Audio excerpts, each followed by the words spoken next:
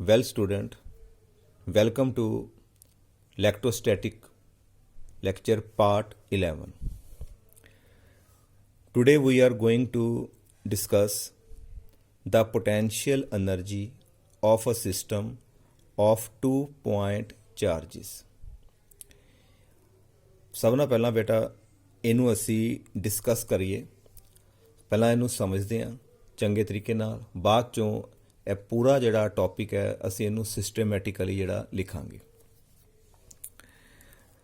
ਮੰਨ ਲਓ ਸਾਡੇ ਕੋਲ ਬੇਟਾ 2 ਚਾਰਜਿਸ ਨੇ, ਇੱਕ Q1 ਤੇ ਦੂਸਰਾ ਚਾਰਜ ਸਾਡੇ ਕੋਲ ਹੈ ਬੇਟਾ Q2। ਇਹਨਾਂ ਦੋਨਾਂ ਦੇ ਵਿੱਚ ਬੇਟਾ ਜਿਹੜਾ ਡਿਸਟੈਂਸ ਹੈ, ਇਹ ਜਿਹੜਾ ਡਿਸਟੈਂਸ ਹੈ, ਸਪੋਜ਼ ਇਟ ਇਜ਼ ਇਨਫਾਈਨਾਈਟ, ਬਹੁਤ ਜ਼ਿਆਦਾ ਦੂਰ ਨੇ ਇੱਕ ਦੂਸਰੇ ਤੋਂ। ਇਸ ਚਾਰਜ ਨੇ ਆਪਣੇ ਆਲੇ ਦੁਆਲੇ ਇਲੈਕਟ੍ਰਿਕ ਫੀਲਡ ਕ੍ਰੀਏਟ ਕੀਤਾ, ਆਪਣਾ ਪੋਟੈਂਸ਼ੀਅਲ ਵੀ ਕ੍ਰੀਏਟ ਕੀਤਾ। ਦੂਸਰੇ ਚਾਰਜ ਨੇ ਵੀ ਆਪਣੇ ਆਲੇ ਦੁਆਲੇ ਇਲੈਕਟ੍ਰਿਕ ਫੀਲਡ ਤੇ ਪੋਟੈਂਸ਼ੀਅਲ ਕ੍ਰੀਏਟ ਕੀਤਾ, but the distance between them is infinite. Infinite distance ਦਾ ਮਤਲਬ ਹੈ ਕਿ Q2 ਚਾਰਜ ਦੇ ਉੱਪਰ Q1 ਦਾ ਕੋਈ ਪੋਟੈਂਸ਼ੀਅਲ ਨਹੀਂ ਲੱਗ ਰਿਹਾ ਤੇ Q1 ਦੇ ਉੱਪਰ Q2 ਦਾ ਕੋਈ ਪੋਟੈਂਸ਼ੀਅਲ ਇਲੈਕਟ੍ਰਿਕ ਫੀਲਡ ਨਹੀਂ ਹੈ। ਦੋਨੋਂ ਇੱਕ ਦੂਸਰੇ ਦੇ ਇਲੈਕਟ੍ਰਿਕ ਫੀਲਡ, ਇਲੈਕਟ੍ਰਿਕ ਪੋਟੈਂਸ਼ੀਅਲ ਤੋਂ ਬਾਹਰ ਨੇ। ਦੋਨਾਂ ਉੱਪਰ ਕੋਈ ਵੀ ਬੇਟਾ ਫੋਰਸ ਨਹੀਂ ਲੱਗੇਗੀ। ਜੇ ਦੋਨਾਂ ਉੱਪਰ ਕੋਈ ਫੋਰਸ ਨਹੀਂ ਲੱਗਦੀ, ਇਹਦਾ ਮਤਲਬ ਹੈ ਇਹਨਾਂ ਨੂੰ A ਤੇ B, ਇਹ ਦੋ ਇਹਨਾਂ ਦੀ ਪੋਜੀਸ਼ਨ ਹੈ। ਜੇ ਇਹਨਾਂ ਉੱਪਰ ਬੇਟਾ ਕੋਈ ਫੋਰਸ ਨਹੀਂ ਲੱਗ ਰਹੀ, ਇਹਨਾਂ ਦੀ ਪੋਜੀਸ਼ਨ ਨੂੰ ਹੋਲਡ ਕਰਨ ਵਾਸਤੇ ਸਾਨੂੰ ਕੋਈ ਵਰਕ ਨਹੀਂ ਕਰਨਾ ਪਏਗਾ। ਬੇਟਾ ਇਹਨੂੰ ਇੱਥੇ ਪਕੜ ਕੇ ਤਾਂ ਰੱਖਣਾ ਹੈ ਜੇ ਇਹ ਚਾਰਜ ਨੂੰ ਰਿਪੈਲ ਕਰਦਾ ਹੈ, ਪਰ ਇਸ ਚਾਰਜ ਦਾ ਇਹਦੇ ਉੱਪਰ ਕੋਈ ਅਸਰ ਨਹੀਂ ਹੈ, ਲਾਗੇ ਵੀ ਹੋਰ ਕੋਈ ਚਾਰਜ ਨਹੀਂ ਹੈ। ਇਹਦਾ ਮਤਲਬ ਹੈ ਕਿ ਇਹ ਚਾਰਜ ਜਿਹੜੇ ਪੁਆਇੰਟ ਤੇ ਪਿਆ ਬੇਟਾ ਉੱਥੇ ਪਿਆ ਰਹੇਗਾ। We have to do no any work, ਸਾਨੂੰ ਕੋਈ ਵਰਕ ਕਰਨ ਦੀ ਲੋੜ ਨਹੀਂ। ਸਿਮਿਲਰਲੀ A ਪੁਆਇੰਟ ਉੱਪਰ ਜਿਹੜਾ ਚਾਰਜ ਪਿਆ ਇਹ ਬੇਟਾ ਉੱਥੇ ਹੀ ਰਹੇਗਾ, ਸਾਨੂੰ ਇਹਦੀ ਪੋਜੀਸ਼ਨ ਨੂੰ ਹੋਲਡ ਕਰਨ ਦੇ ਲਈ ਕੋਈ ਵਰਕ ਕਰਨ ਦੀ ਲੋੜ ਨਹੀਂ। ਹੈਂਸ ਜੇ ਬੇਟਾ ਜੇ ਵਰਕ ਨਹੀਂ ਕੀਤਾ ਤੇ capacity to do work is called energy. ਇਹਦਾ ਮਤਲਬ ਇਹਨਾਂ ਦੀ ਜਿਹੜੀ ਟੋਟਲ ਐਨਰਜੀ ਜਿਹੜੀ ਹੈ, potential energy will be 0, because no work has to be done in keeping the charges at their respective position, because both charges are not under the influence of each other। ਦੋਨਾਂ ਦੇ ਉੱਪਰ ਇੱਕ ਦੂਸਰੇ ਦਾ ਅਸਰ ਬੇਟਾ ਨਹੀਂ ਪੈ ਰਿਹਾ।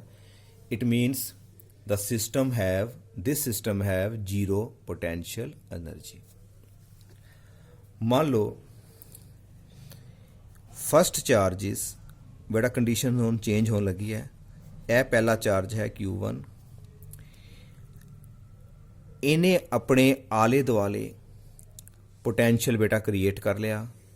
ਨਾਓ ਐਟ ਪੁਆਇੰਟ ਸਪੋਜ਼ P, ਇੱਥੇ ਇਹਨੇ ਆਪਣਾ ਬੇਟਾ ਪੋਟੈਂਸ਼ੀਅਲ ਕ੍ਰੀਏਟ ਕਰਤਾ ਐਟ ਏ ਡਿਸਟੈਂਸ R ਤੇ। ਪੋਟੈਂਸ਼ੀਅਲ ਦਾ ਨਾਮ ਬੇਟਾ ਅਸੀਂ ਰੱਖ ਦਿੱਤਾ V1। 1 ਇਸ ਕਰਕੇ ਪਾਇਆ ਕਿਉਂਕਿ ਇਹ ਪੋਟੈਂਸ਼ੀਅਲ ਜਿਹੜਾ ਹੈ Q1 ਨੇ ਕ੍ਰੀਏਟ ਕੀਤਾ। ਦੂਸਰਾ ਚਾਰਜ ਸਾਡੇ ਕੋਲ Q2 ਹੈ, ਜਿਹੜਾ ਬੇਟਾ ਹਾਲੇ ਇਨਫਿਨਿਟੀ ਤੇ ਹੈ, ਬਹੁਤ ਦੂਰ ਹੈ। ਹਾਲੇ ਵੀ ਇਹ ਚਾਰਜ ਇਹਦੇ ਪੋਟੈਂਸ਼ੀਅਲ ਤੋਂ ਬਾਹਰ ਹੈ। ਪਰ ਬੇਟਾ ਜੇ ਇਸ ਚਾਰਜ ਨੂੰ ਅਸੀਂ ਚੁੱਕ ਕੇ ਇਸ ਪੁਆਇੰਟ P ਤੇ ਲੈ ਕੇ ਆਣਾ ਹੈ, ਜਿੱਥੇ ਆਲਰੇਡੀ ਪੋਟੈਂਸ਼ੀਅਲ ਕ੍ਰੀਏਟ ਕੀਤਾ ਹੋਇਆ Q1 ਨੇ, then we have to do work। ਬੇਟਾ ਸਾਨੂੰ ਵਰਕ ਕਰਨਾ ਪਏਗਾ, ਕਿਉਂਕਿ ਬੇਟਾ ਅਸੀਂ ਵਰਕ ਡਨ ਦਾ ਜਿਹੜਾ ਫਾਰਮੂਲਾ ਪੜ੍ਹਿਆ, ਵਰਕ ਡਨ ਲੈ ਕੇ ਕਿੱਥੋਂ ਆਏ ਚਾਰਜ ਨੂੰ ਬੇਟਾ, ਇਨਫਿਨਿਟੀ ਟੂ ਕਿਹੜੇ ਪੁਆਇੰਟ ਤੇ ਲੈ ਕੇ ਆਏ, P ਤੇ। ਕਿਸ ਚਾਰਜ ਨੂੰ ਲੈ ਕੇ ਆਏ, ਪਰ unit charge equal to potential difference. Potential difference ਕਿਹੜਾ ਆਏਗਾ ਬੇਟਾ, ਇੱਕ ਤੇ ਆਏਗਾ V1 ਜਿਸ ਪੁਆਇੰਟ ਤੇ ਲੈ ਕੇ ਆਏ, ਮਾਈਨਸ ਜਿੱਥੋਂ ਲੈ ਕੇ ਆਏ V ਇਨਫਿਨਿਟੀ। ਬੇਟਾ ਇਹ ਫਾਰਮੂਲਾ ਤੁਸੀਂ ਪੜ੍ਹਿਆ ਸੀ, ਇਹਨੂੰ ਜਰਾ ਧਿਆਨ ਨਾਲ ਦੇਖੋ। V WAB over Q naught, work done in bringing a charge from A to B is equal to VB minus VA.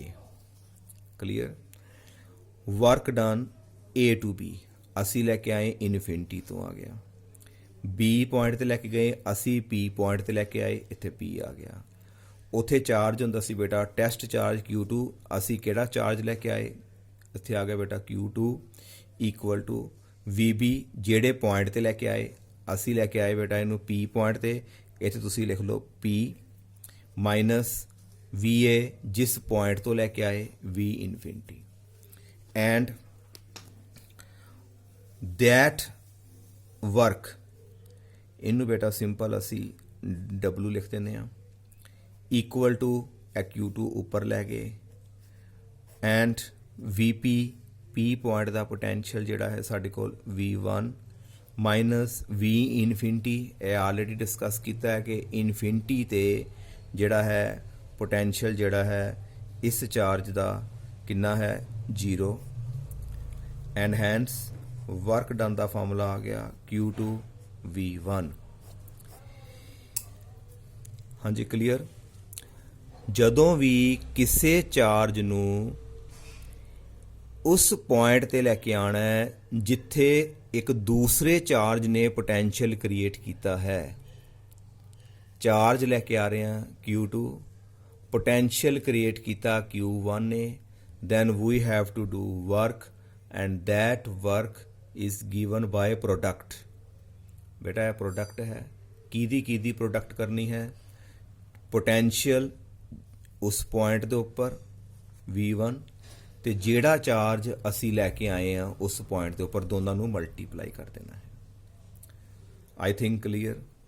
ਇੱਕ ਵਾਰੀ ਫਿਰ ਮੈਂ ਰਿਪੀਟ ਕਰਦਾ ਹਾਂ ਕਿ ਜੇਕਰ ਦੋ ਚਾਰਜਿਸ ਦੇ ਵਿੱਚ ਇਨਫਾਈਨਾਈਟ ਡਿਸਟੈਂਸ ਹੈ, ਦੋਨਾਂ ਚਾਰਜਿਸ ਦੇ ਉੱਪਰ ਇੱਕ ਦੂਸਰੇ ਦਾ ਕੋਈ ਅਸਰ ਨਹੀਂ ਹੈ ਤੇ ਚਾਰਜਿਸ ਜਿਹੜੇ ਨੇ ਜਿਸ ਪੋਜੀਸ਼ਨ ਤੇ ਪਏ ਨੇ ਉੱਥੇ ਪਏ ਰਹਿਣਗੇ, ਸਾਨੂੰ ਕੋਈ ਵੀ ਵਰਕ ਕਰਨ ਦੀ ਲੋੜ ਨਹੀਂ ਹੈ ਉਸ ਪੋਜੀਸ਼ਨ ਤੇ ਚਾਰਜ ਨੂੰ ਹੋਲਡ ਕਰਨ ਲਈ। ਇਟ ਮੀਨਸ ਜੇ ਵਰਕ ਨਹੀਂ ਕੀਤਾ ਤੇ ਇਸ ਸਿਸਟਮ ਦੀ ਪੋਟੈਂਸ਼ੀਅਲ એનર્ਜੀ ਆਏਗੀ 0। ਪਰ ਜੇ ਇੱਕ ਚਾਰਜ ਨੂੰ ਦੂਸਰੇ ਦੇ ਪੋਟੈਂਸ਼ੀਅਲ ਦੇ ਅਸੀਂ ਅੰਦਰ ਲੈ ਕੇ ਆਵਾਂਗੇ, then we have to do work, because ਪਹਿਲੇ ਨੇ ਉਸ ਪੁਆਇੰਟ ਦੇ ਉੱਪਰ ਜਿੱਥੇ ਅਸੀਂ ਚਾਰਜ ਲੈ ਕੇ ਆਉਣਾ ਹੈ ਉੱਥੇ ਪੋਟੈਂਸ਼ੀਅਲ ਕ੍ਰੀਏਟ ਕੀਤਾ ਹੈ। ਤੇ ਫਾਰਮੂਲਾ ਕੀ ਹੁੰਦਾ ਹੈ, ਵਰਕ ਡਨ ਫਰੋਮ ਇਨਫਿਨਿਟੀ ਤੋਂ ਚਾਰਜ ਲੈ ਕੇ ਆਏ, ਕਿਸ ਪੁਆਇੰਟ ਤੇ ਲੈ ਕੇ ਆਏ P ਤੇ, ਕਿਹੜਾ ਚਾਰਜ ਲੈ ਕੇ ਆਏ Q2 is equal to potential difference. Difference ਕਿਵੇਂ ਨਿਕਾਲਦੇ ਆ, ਜਿਸ ਪੁਆਇੰਟ ਤੇ ਆਏ ਉਹਦਾ ਪੋਟੈਂਸ਼ੀਅਲ VP ਮਾਈਨਸ ਜਿਸ ਪੁਆਇੰਟ ਤੋਂ ਆਏ ਉਹਦਾ ਪੋਟੈਂਸ਼ੀਅਲ V ਇਨਫਿਨਿਟੀ। ਇਨਫਿਨਿਟੀ ਤੇ ਪੋਟੈਂਸ਼ੀਅਲ 0 ਹੈ, P ਪੁਆਇੰਟ ਤੇ ਪੋਟੈਂਸ਼ੀਅਲ ਅਸੀਂ V1 ਤੇ ਕਿਹੜਾ ਚਾਰਜ ਲੈ ਕੇ ਆਏ ਬੇਟਾ Q2, ਇਹ ਸਾਨੂੰ ਵਰਕ ਕਰਨਾ ਪਿਆ। Now what will be the value of V1, ਬੇਟਾ ਆ ਤੇ Q2 ਆ ਗਿਆ, V1 ਪੋਟੈਂਸ਼ੀਅਲ ਹੈ ਕਿਹਦਾ Q1 ਦਾ। ਇਟ ਮੀਨਸ ਪੋਟੈਂਸ਼ੀਅਲ ਦਾ ਫਾਰਮੂਲਾ 1/4 ਪਾਈ ਐਪਸਾਈਲੋਨ ਨੋਟ, ਉੱਪਰ ਆ ਜਾਏਗਾ ਬੇਟਾ Q1 divided by that distance R। ਹਾਂਜੀ ਬੇਟਾ clear? And we can write also 1/4 pi epsilon naught Q1 Q2 divided by R. This is the work done, and that will get stored in the system as potential energy। ਆਓ ਬੇਟਾ ਇਹਨੂੰ ਹੁਣ ਅਸੀਂ ਜਿਹੜਾ ਹੈ systematic ਜਿਹੜਾ ਹੈ ਉਹ ਨੈਕਸਟ ਪੇਜ ਤੇ ਅਸੀਂ ਲਿਖ ਲੈਂਦੇ ਹਾਂ। Consider a system of two charges Q1 and Q2 such that they are infinite distance apart। ਜਿਸ ਤਰ੍ਹਾਂ ਬੇਟਾ ਪਿੱਛੇ ਡਿਸਕਸ ਕੀਤਾ, ਦੋਨਾਂ ਦੇ ਵਿੱਚ ਡਿਸਟੈਂਸ ਹੈ infinite. then no work is done in keeping the charges at their respective position। ਸਾਨੂੰ ਕੋਈ ਵੀ ਵਰਕ ਕਰਨ ਦੀ ਲੋੜ ਨਹੀਂ ਹੈ। ਕਿਉਂ ਨਹੀਂ ਲੋੜ?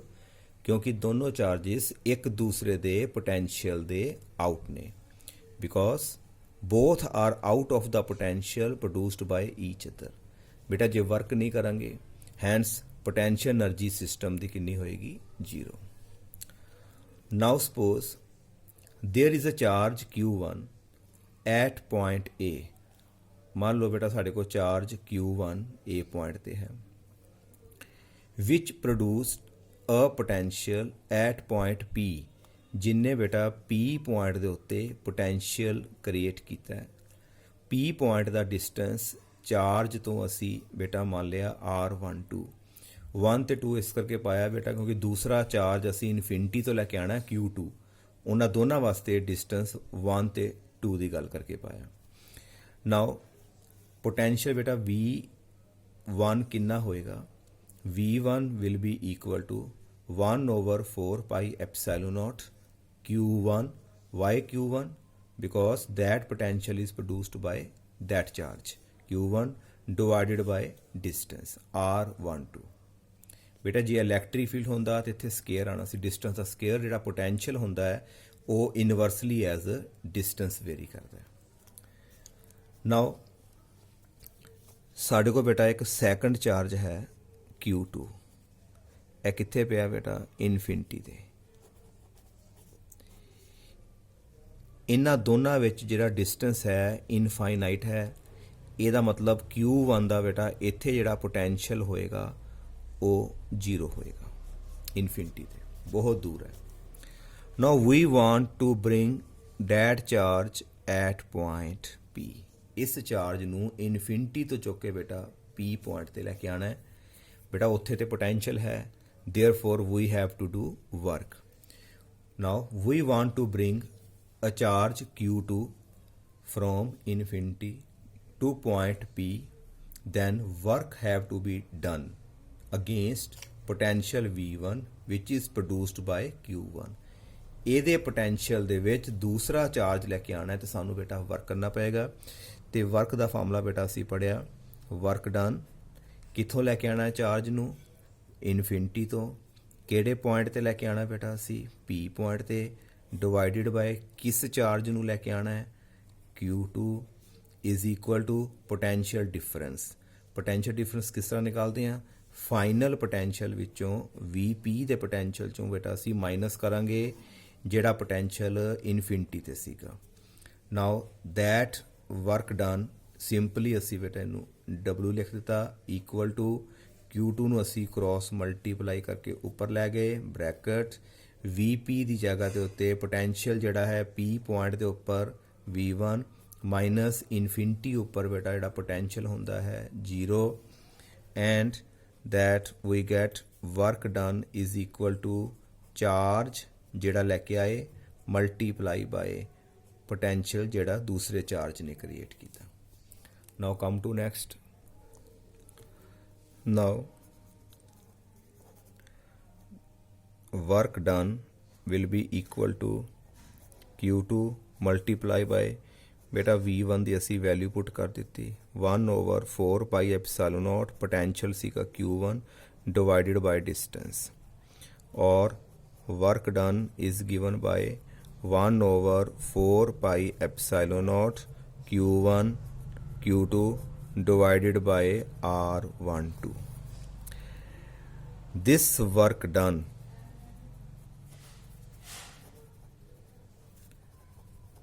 will store in the system of two charges as a potential energy।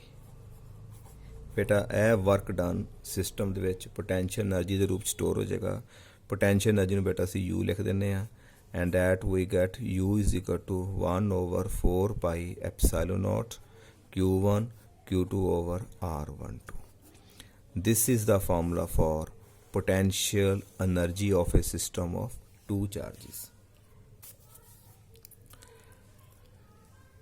थले बेटा एक डिफरेंस जे असी करिए पोटेंशियल डिफरेंस ते पोटेंशियल एनर्जी विच की फर्क है। जे असी पोटेंशियल बेटा आर्टिकल इत्थे कंप्लीट है। पोटेंशियल एट पॉइंट, ਜਿਹੜਾ पोटेंशियल बेटा एट ए पॉइंट है वो किहदे इक्वल ਹੁੰਦਾ है? ਅਸੀਂ वर्क करते हाँ इनफिनिटी तो उस पॉइंट के उत्ते चार्ज लैके आना है, पर बेटा चार्ज किहड़ा लैने असी? Per unit charge. थल्ले बेटा चार्ज पर यूनिट होंदा है। पर जिहड़ी पोटेंशियल एनर्जी है सिस्टम दी, it is total work done from infinity to that point. उत्थे बेटा टोटल वर्क करना पैंदा है। उत्थे चार्ज एक यूनिट नहीं लेना, उत्थे जिन्ना चार्ज है उन्ना सानू वर्क करना पेगा। एक यूनिट चार्ज लैके आना है, जिन्ना वर्क करना पेगा वो साडा पोटेंशियल होंदा है। तो जे असी टोटल Q1 या Q2 जिहड़ा भी चार्ज लैके आ रहे हैं उहदे वास्ते जिहड़ा टोटल होएगा वो तुहाडी पोटेंशियल एनर्जी होएगी। तो बेटा जिहड़ी पोटेंशियल एनर्जी है उन्नू की करना पेगा? चार्ज नू मल्टीप्लाई करना पेगा पोटेंशियल एट पॉइंट। बेटा इस चीज़ नू याद रखना है। Potential at A point is the work done in bringing unit charge and potential energy is the total work done in bringing that charge. Charge नू पोटेंशियल दे नाल मल्टीप्लाई करोगे तो साढ़े को पोटेंशियल एनर्जी आएगी। एक यूनिट चार्ज लैके आना है तो वो साड़ा पोटेंशियल बन गया। तो जिन्ना चार्ज लैके आओगे टोटल वो नाल मल्टीप्लाई कर दोगे तो साड़ा टोटल वर्क आएगा, वो साड़ी आएगी बेटा potential energy. Now next topic बेटा, हुण जिहड़ा टॉपिक असीं पढ़न जा रहे हैं यह भी पोटेंशियल एनर्जी है, बट पिछे पढ़िया सी बेटा 2 पॉइंट चार्जिस बारे। हुण बेटा जिहड़े 3 पॉइंट चार्जिस दी जिहड़ी है पोटेंशियल एनर्जी असीं निकालन जा रहे हैं। बेटा यह आर्टिकल जिहड़ा है न्यूमैरिकल प्रॉब्लम्स दे विच तुहानूं मदद करेगा कि किस तरह तुसीं पोटेंशियल एनर्जी पूरे 3 चार्जिस दी 4 चार्जिस सिस्टम दी असीं निकाल सकते हैं। Suppose we have the 3 charges Q1, Q2 and Q3. They are located at point A, B and C. बेटा 3 कॉर्नर दे उत्ते असी ये चार्जिस रखे ने Q1, Q2, Q3। जेड़ा डिस्टेंस Q1 ते Q2 च है बेटा इनू असी R12 लिख देने हैं। ਜਿਹੜਾ डिस्टेंस Q2 ਤੇ Q3 ਵਿੱਚ ਹੈ बेटा ਇਹਨੂੰ ਅਸੀਂ R2 ਤੇ 3 ਲਿਖ ਦਿੰਦੇ ਹਾਂ। ਜਿਹੜਾ डिस्टेंस Q1 ਤੇ Q3 ਚ ਹੈ ਇਹਦਾ ਨੇਮਿੰਗ बेटा ਅਸੀਂ ਕਰ ਦਿੰਦੇ ਹਾਂ R13। बेटा डिस्टेंस ਨੇ ਚਾਰजेस ਦੇਖ ਕੇ ਅਸੀਂ ਉਹਨਾਂ ਦੇ डिस्टेंस ਜਿਹੜੇ ਨੇ ਮਾਰਕ ਕਰਤੇ। ਸਪੋਜ਼ बेटा Q3 ਚਾਰਜ ਇੱਥੇ ਪ੍ਰੈਜ਼ੈਂਟ ਨਹੀਂ ਹੈ, ਸਪੋਜ਼ ਆ ਚਾਰਜ नहीं है, ਇਹਦਾ मतलब साढ़े को सिर्फ 2 चार्जिस हो गए। बेटा ਜਿਹੜਾ Q1 है ਇਹਨੇ अपना पोटेंशियल क्रिएट किया, ਇਹਦੇ पोटेंशियल ਵਿੱਚ बेटा Q2 आ गया, ਜਾਂ ਇਹਨੇ अपना पोटेंशियल क्रिएट किया ਉਹਦੇ पोटेंशियल ਵਿੱਚ बेटा Q1 आ गया। ਇਹ ਪਿੱਛੇ ਅਸੀਂ डिस्कस ਕੀਤਾ ਸੀ। ਇਹਨਾਂ ਦੀ ਜਿਹੜੀ बेटा पोटेंशियल एनर्जी आएगी 1 ਤੇ बेटा 2 ਪਾ ਦਿੰਦੇ ਆ। 1 ਤੇ 2 ਵਿੱਚ ਉਹ ਕਿੰਨੀ ਆਏਗੀ? ਤੀਸਰਾ ਚਾਰਜ ਹਲੇ ਪ੍ਰੈਜੈਂਟ नहीं है।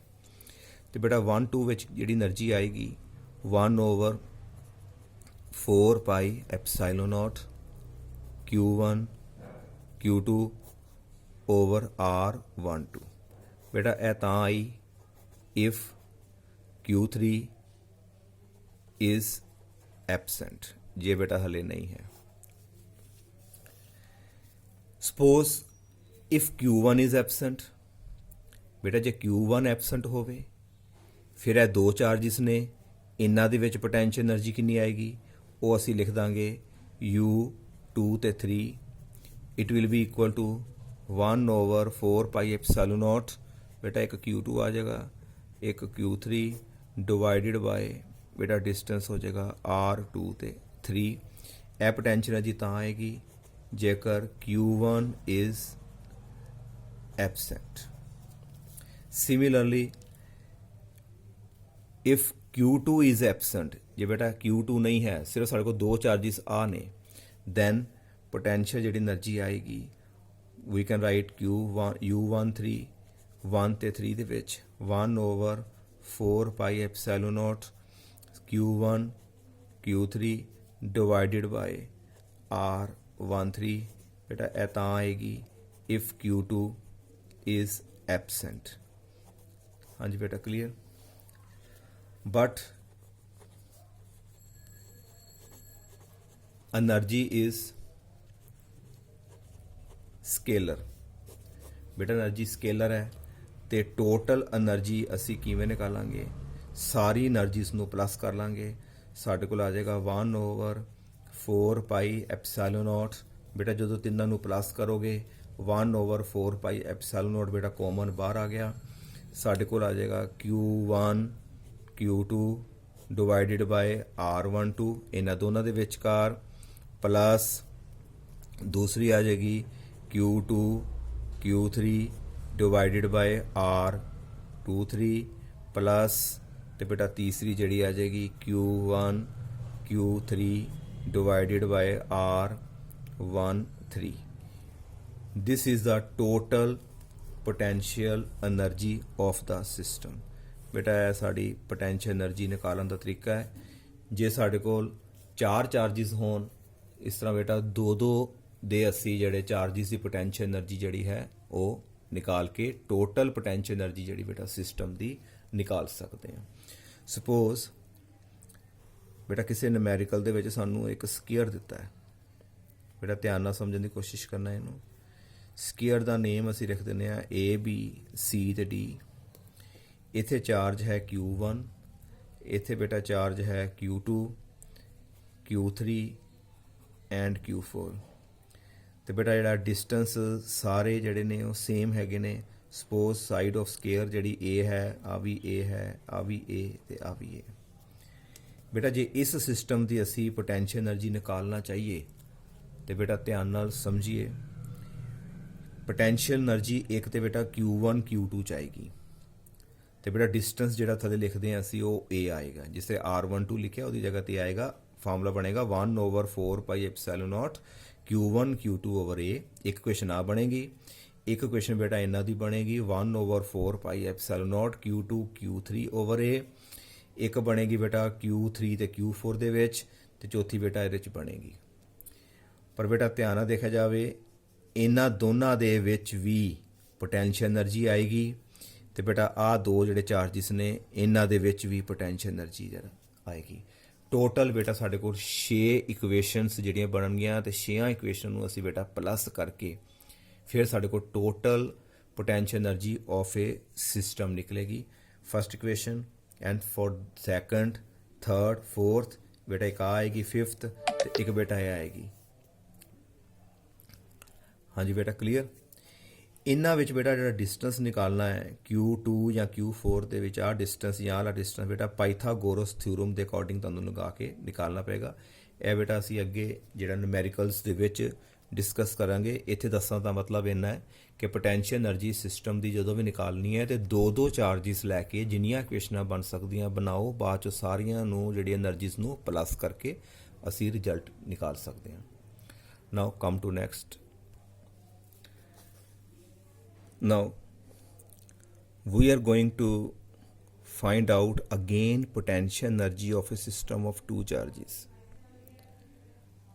but the difference is that there is some external electric field.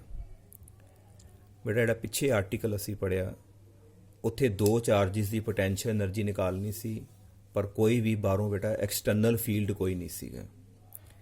ਦੋਨਾਂ ਨੂੰ ਇੱਕ ਦੂਜੇ ਦੇ ਫੀਲਡ ਦੇ ਅੰਦਰ ਹੀ ਲੈ ਕੇ ਆਉਣਾ ਸੀ, ਜਾਂ ਫੀਲਡ Q1 ਦਾ ਜਾਂ ਫੀਲਡ ਬੇਟਾ Q2 ਦਾ, ਬਾਹਰੋਂ ਕੋਈ ਐਕਸਟਰਨਲ ਫੀਲਡ ਅਪਲਾਈ ਨਹੀਂ ਕੀਤਾ। ਪਰ ਬੇਟਾ ਹੁਣ ਕੁਐਸਚਨ ਡਿਫਰੈਂਟ ਹੈ। Potential energy to system of two charges ਦੀ ਨਿਕਾਲਣੀ ਹੈ, ਪਰ ਬੇਟਾ ਐਰ ਕੀ external electric field already exist ਕਰ ਰਿਹਾ, ਉਹ ਕਿਸੇ ਨਾ ਕਿਸੇ ਸੋਰਸ ਨੇ ਬੇਟਾ ਪੈਦਾ ਕੀਤਾ ਹੋਇਆ। ਇਸ ਡਾਇਗਰਾਮ 'ਚ ਦੇਖੋ ਬੇਟਾ, ਆ ਇਲੈਕਟ੍ਰਿਕ ਫੀਲਡ ਹੈ, ਇਹ ਇਲੈਕਟ੍ਰਿਕ ਫੀਲਡ ਜਿਹੜਾ ਪੈਦਾ ਕੀਤਾ ਹੈ by some source, electric field by some source. ਬੇਟਾ ਕੋਈ ਸੈਕੰਡ ਸੋਰਸ ਹੈ ਜਿੰਨੇ ਆ ਇਲੈਕਟ੍ਰਿਕ ਫੀਲਡ ਪੈਦਾ ਕੀਤਾ ਹੈ। ਇਹ ਬੇਟਾ ਦੋ ਚਾਰजिस ਨੇ Q1 ਤੇ Q2 ਦੋਨੋਂ ਬੇਟਾ ਇਨਫਿਨਿਟੀ ਤੇ ਨੇ। Q1 ਨੂੰ ਚੁੱਕ ਕੇ ਬੇਟਾ ਲੈ ਕੇ ਆਣਾ ਹੈ A ਪੁਆਇੰਟ ਤੇ, ਇਸ ਚਾਰਜ ਨੂੰ ਅਸੀਂ ਲੈ ਕੇ ਆਣਾ ਹੈ ਬੇਟਾ A ਪੁਆਇੰਟ ਤੇ। ਇੱਥੇ ਬੇਟਾ ਪੋਟੈਂਸ਼ੀਅਲ ਆਲਰੇਡੀ ਜਿਹੜਾ ਐਕਸਟਰਨਲ ਸੋਰਸ ਨੇ ਪੈਦਾ ਕੀਤਾ ਹੈ ਉਹ V1 ਹੈ। ਬੇਟਾ ਇਹਦਾ ਪੋਟੈਂਸ਼ੀਅਲ ਨਹੀਂ ਹੈ, ਇਹ ਆਲਰੇਡੀ ਪੋਟੈਂਸ਼ੀਅਲ ਇੱਥੇ ਐਗਜ਼ਿਸਟ ਕਰਦਾ ਪਿਆ ਹੈ due to external electric field. ਇੱਥੇ ਪੋਟੈਂਸ਼ੀਅਲ ਬੇਟਾ ਆਲਰੇਡੀ ਹੈ V1 ਤੇ ਚਾਰਜ ਲੈ ਕੇ ਆਣਾ ਬੇਟਾ ਅਸੀਂ Q1, then we have to do work. ਬੇਟਾ ਸਾਨੂੰ ਵਰਕ ਤੇ ਕਰਨਾ ਪਏਗਾ, ਪਿੱਛੇ ਡਿਸਕਸ ਕੀਤਾ। ਸੈਕੰਡ ਚਾਰਜ ਬੇਟਾ Q2, ਇਹਨੂੰ ਅਸੀਂ ਬੇਟਾ P ਪੁਆਇੰਟ ਤੇ ਲੈ ਕੇ ਆਣਾ ਹੈ। ਇੱਥੇ ਵੀ ਪੋਟੈਂਸ਼ੀਅਲ ਹੈ, ਉਹ ਪੋਟੈਂਸ਼ੀਅਲ ਵੀ ਇਲੈਕਟ੍ਰਿਕ ਫੀਲਡ ਨੇ ਹੀ ਕ੍ਰੀਏਟ ਕੀਤਾ ਹੈ। ਬੇਟਾ ਜੇ electric field along this side ਹੈ, ਪਿੱਛੇ ਦੱਸਿਆ ਸੀ ਕਿ V1 ਦੀ ਜਿਹੜੀ ਵੈਲਿਊ ਜ਼ਿਆਦਾ ਹੋਏਗੀ V2 ਨਾਲੋਂ, ਕਿਉਂਕਿ ਇਲੈਕਟ੍ਰਿਕ ਫੀਲਡ ਉਧਰ ਨੂੰ ਹੁੰਦਾ ਹੈ ਜਿੱਧਰ ਨੂੰ ਪੋਟੈਂਸ਼ੀਅਲ ਡਿਕਰੀਜ਼ਿੰਗ ਹੁੰਦਾ ਹੈ। ਇਸ ਚਾਰਜ ਨੂੰ ਇੱਥੇ ਲੈ ਕੇ ਆਣਾ, ਉੱਥੇ ਪੋਟੈਂਸ਼ੀਅਲ V2 ਹੈ। Q1 ਚਾਰਜ ਨੂੰ ਬੇਟਾ A ਪੁਆਇੰਟ ਤੇ ਲੈ ਕੇ ਆਣਾ, ਉੱਥੇ ਪੋਟੈਂਸ਼ੀਅਲ ਬੇਟਾ V1 ਹੈ। ਸਾਨੂੰ ਦੋਨਾਂ ਕੇਸਿਸ ਵਿੱਚ ਸਾਨੂੰ ਬੇਟਾ ਜਿਹੜਾ ਵਰਕ ਹੈ ਉਹ ਕਰਨਾ ਪਏਗਾ। ਹਾਂਜੀ ਬੇਟਾ clear. Now when we bring a charge Q1 from infinity to point A where potential is V1, बेटा R पाने का मतलब है किसी पोजीशन ते, then बेटा साढ़े कोल जड़ी है वर्क करना पएगा, साढ़े कोल एनर्जी आएगी। जे वर्क करांगे तो एनर्जी आएगी, इनू U1 बोल देने हैं। एनर्जी का फॉर्मूला पिछे दस्या ही बेटा, चार्ज नू मल्टीप्लाई कर दो पोटेंशियल दे नाल, उस जगह ते जिहड़ा पोटेंशियल है एट पॉइंट दे नाल बेटा इनू असी मल्टीप्लाई कर देंगे। किहड़ा चार्ज लैके आए असी बेटा Q1, इनू मल्टीप्लाई करांगे बेटा किहड़ा पोटेंशियल है इत्थे, इत्थे आ जाएगा बेटा साडा V1 R, साडे कोल आ जाएगा Q1 V1। सिमिलरली बेटा Q2 नू असी V2 तो लैके आए, when we bring Q2 from infinity, then बेटा U2 साडे को कितना आएगा चार्ज, तो बेटा जिस पॉइंट ते लैके आए उत्थे बेटा पोटेंशियल आ गया साडे को बेटा V2 R डैश। हाँ जी बेटा क्लीयर। बेटा जदों Q1 A पॉइंट ते आ गया, Q2 B पॉइंट ते आ गया, तो बेटा हुण ये दोनों चार्जिस भी जिहड़े ने एक दूसरे दे पोटेंशियल दे अंडर आ जाणगे। हुण जदों Q1 A ते आया बेटा, इन्हें अपना भी पोटेंशियल क्रिएट कर लिया, ਉਹਦੇ पोटेंशियल ਦੇ ਵਿੱਚ बेटा साडा Q2 आ गया, पिछे डिस्कस किया ही। तो साडे को एक पोटेंशियल एनर्जी होर आएगी, वो पोटेंशियल एनर्जी जिहड़ी है उस सिस्टम की जिहड़ी पोटेंशियल एनर्जी आएगी वो पढ़िया सी आपां 1/4 pi epsilon nought Q1 Q2 divided bye R। बेटा जिन्ना भी इन्हां विच दोनों च डिस्टेंस असीं लिख दिंदे आ R। Therefore total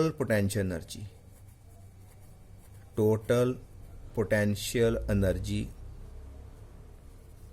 equal to U1 plus U2 plus बेटा U सिस्टम दी इक्वल आ जाएगा साढ़े कोल Q1 V1 R plus Q2 V2 R।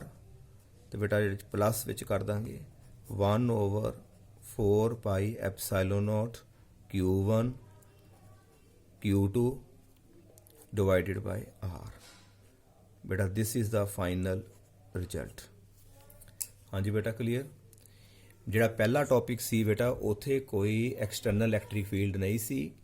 ਪਹਿਲਾ ਚਾਰਜ Q1 ਆਇਆ ਸੀ, ਉਹਨੇ ਆਪਣਾ ਪੋਟੈਂਸ਼ੀਅਲ ਕ੍ਰੀਏਟ ਕੀਤਾ, ਉਹਦੇ ਪੋਟੈਂਸ਼ੀਅਲ ਵਿੱਚ ਦੂਸਰਾ ਚਾਰਜ ਆਇਆ, ਉਦੋਂ ਆ એનર્ਜੀ ਆਂਦੀ ਬੇਟਾ ਪੋਟੈਂਸ਼ੀਅਲ એનર્ਜੀ ਪਿੱਛੇ ਡਿਸਕਸ ਕੀਤੀ।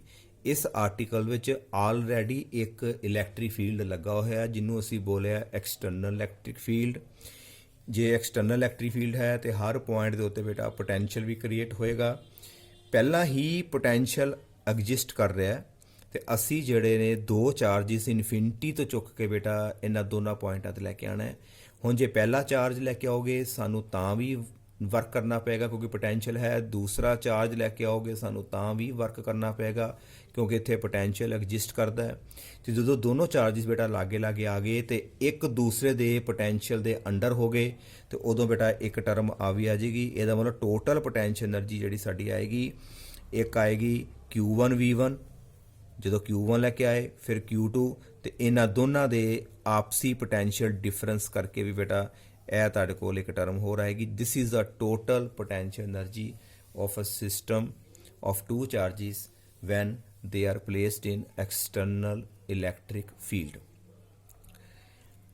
ਹਾਂਜੀ ਬੇਟਾ, ਜਿਹੜਾ ਪੋਟੈਂਸ਼ੀਅਲ ਜਿਹੜੀ એનર્ਜੀ ਹੈ ਇਹਦਾ ਬੇਟਾ ਅਸੀਂ ਯੂਨਿਟ ਜਿਹੜਾ ਵਰਤਦੇ ਹਾਂ ਉਹ ਯੂਨਿਟ ਹੁੰਦਾ ਬੇਟਾ ਇਲੈਕਟ੍ਰੋਨ ਵੋਲਟ।